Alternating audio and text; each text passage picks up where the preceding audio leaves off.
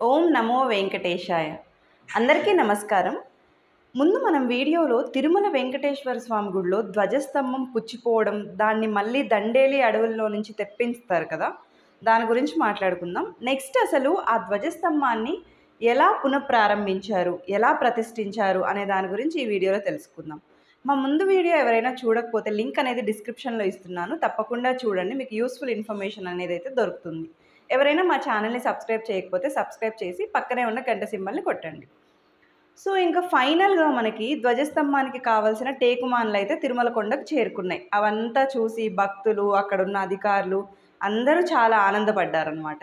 And ఇంకేంటంటే మనకు అక్కడి నుంచి తెప్పించిన హెచ్ఎస్ఆర్ అయ్యంగార్ గారికి అండ్ ట్రాలీ డ్రైవర్‌కి, ట్రాలీ ఓనర్‌కి వేద పండితుల చేత సత్కరిస్తారు. సత్కరించి బట్టలు పెట్టి పంపిస్తారనమాట. ఎందుకంటే వాళ్ళు కూడా చాలా ఆనందంగా ఫీల్ అవుతారనమాట.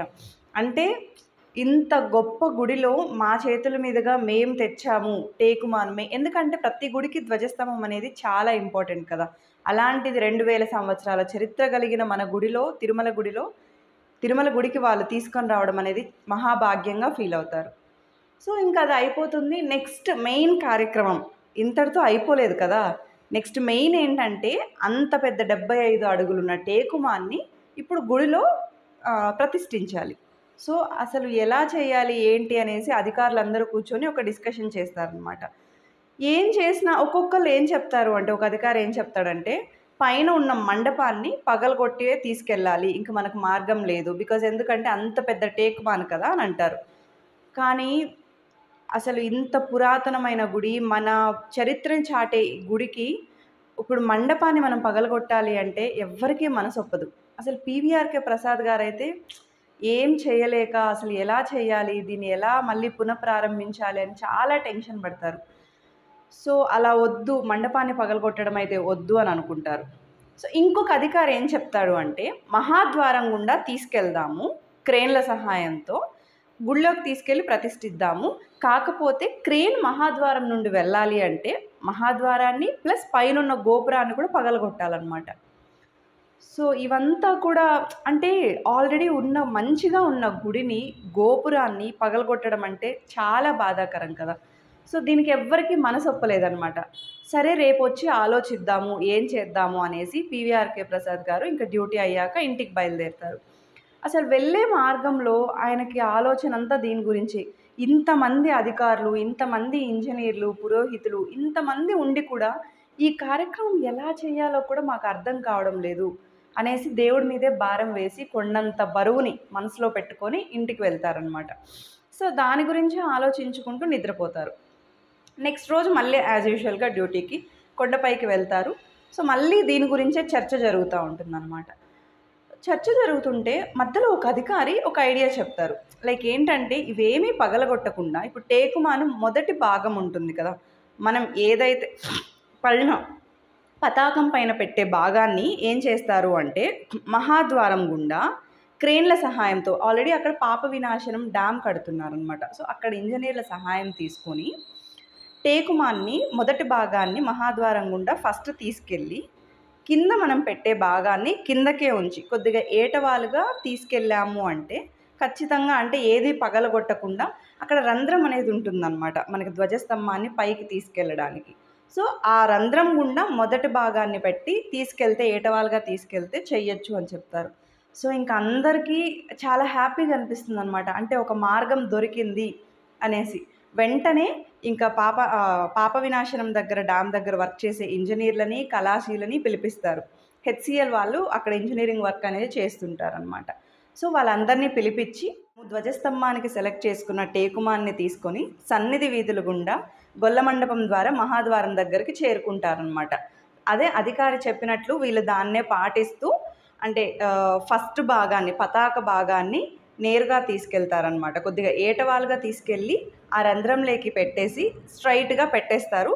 ఫైనల్‌గా అయితే అసలు వాళ్ళకి ఎంత ఆనందం అనిపిస్తుంది అంటే వాళ్ళ చేతుల మీదుగా చేసేదే కాకుండా అనుకున్నది అనుకున్నట్టుగా ఇంత గొప్ప ఐడియా ఇచ్చినందుకు ఆయన చాలా హ్యాపీగా ఫీల్ అవుతారు. సో, ఫైనల్‌గా అయితే అక్కడ ఏర్పాటు చేస్తారు. నెక్స్ట్ ఏంటి అంటే మనం ధ్వజస్తంభం పునఃప్రారంభించాలి అంటే కింద నవధాన్యాలు ఇంకేంటంటే ఆభరణాలు అవన్నీ పెట్టాలన్నమాట. సో అవన్నీ పెట్టి నిక్షేపించిన తర్వాతే మనం ధ్వజస్తంభాన్ని పైన పెట్టాలి. సో ఏంటంటే 2 పెట్టెల్లో నవధాన్యాలు అవంతా అరేంజ్ చేసి కింద పెట్టేసి కాంక్రీట్ వేయాలనుకుంటారు. అప్పుడు కానీ పీవీఆర్‌కే ప్రసాద్ గారికి ఏదో కొంచెం వెలితిగా ఉంటుందన్నమాట. సో ఆయన మెడలో ఉన్న శ్రీ వెంకటేశ్వర స్వామి డాలర్‌తో కూడిన చైన్‌ని కూడా ఒక పెట్టెలో వేస్తారు. ఇది చూసిన పక్కన ఇంజినీర్లు, అధికారులు, వీఐపీలు, భక్తులు అందరూ ఇంకొక పెట్టె మొత్తం వాళ్ళ దగ్గరున్న రింగులు కావచ్చు, చైన్‌లు కావచ్చు, మిగతా ఎన్నో ఆభరణాలతో ఇంకో పెట్టెను కూడా నింపేస్తారు. సో 2 పెట్టెల్ని కింద పేర్చేసి దానిపైన కాంక్రీట్ ఏసి నిక్షిప్తం చేసిన తర్వాత మన ధ్వజస్తంభాన్ని కూడా నిలబెడతారు. అండ్ ఏంటంటే దీనికి ముందే టేకుమాను పుచ్చిపోకుండా కెమికల్స్ వేసి అండ్ కదిరపు రేకును కూడా పెడతారనమాట. దానిపైననే బంగారం ప్లేట్లను అరేంజ్ చేస్తారు. అసలు దీన్ని ఎలా చేస్తారంటే ఒక మినీ బ్రహ్మోత్సవం లాగా చేస్తారనమాట. అందరూ చాలా ఆనందపడతారు. అండ్ ఇంకా పాతమానని ఏం చేస్తారు అంటే సేమ్ అలాగే క్రేన్ల సహాయంతో పాప వినాశనం డ్యాంలో విలీనం చేసేస్తారు. అసలు అక్కడ మంత్రాలు వాటికి మొత్తం తిరుమల కొండే ప్రతిధ్వనిస్తుందన్నమాట గోవిందనామాలతో. అంత సంబరంగా జరుపుకుంటారు. ఇంకోటి ఏంటి అంటే ఇంకా ఆల్రెడీ పీవీఆర్‌కే ప్రసాద్ గారికి, నాగిరెడ్డి గారికి రిటైర్ అయ్యే టైం దగ్గర పడింది కాబట్టి అసలు ఆ కలియుగ దేవుడు వీళ్ళ చేతుల మీదుగా ఈ కార్యక్రమాన్ని జరిపించుకోవాలి అనుకున్నారో ఏమో తెలీదు కానీ ఎలాగైతే ఏమి వీళ్ళ సమయం అయిపోక ముందే దీన్నైతే ముగించేశారనమాట. ఈ కార్యక్రమం జరిగిన ఒక 6 డేస్ తర్వాత ఇంకా పీవీఆర్‌కే ప్రసాద్ గారు ఆయన బాధ్యతల్ని అన్నీ వేరే వాళ్ళకి అప్పగించి వెళ్ళే సమయం వచ్చేసింది. ఆ రోజు ఇంకా మొత్తం అప్పగించేసి రిటర్న్ వెళ్తున్న సమయంలో అక్కడ ఏ మూల చూసినా, దేన్ని చూసినా కూడా ఆయన్ని పలకరిస్తున్న అనుభూతి కలిగిందనమాట. ఎందుకంటే అన్ని సంవత్సరాలు అసలు డైరెక్ట్‌గా దేవుడితో అనుబంధం పెట్టుకొని అక్కడ నమ్మకంతో డ్యూటీ చేసిన అతను, ఇంకా అతనికి అక్కడ డ్యూటీ లేదు, అయిపోయింది అని తిరిగి వెళ్ళే రోజు అతని మనసులో ఎంత బాధ ఉంటుందో మీరే ఆలోచించండి. సో ఇంకా అదే బాధని, గోవిందనామాల్ని స్మరించుకుంటూ అంతే బాధని గుండె ఎంతో బరువుగా మోస్తూ రిటర్న్ వెళ్ళిపోతారనమాట. సో ఇది మన తిరుమల ధ్వజస్తంభం గురించి ఉన్న చరిత్ర.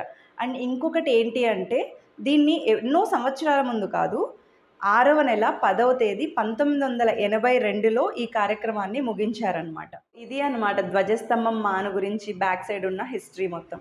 ఇలాంటి మరిన్ని ఆసక్తికరమైన వీడియోల కోసం మా ఛానల్ని సబ్స్క్రైబ్ చేయండి. Thank you for watching our video.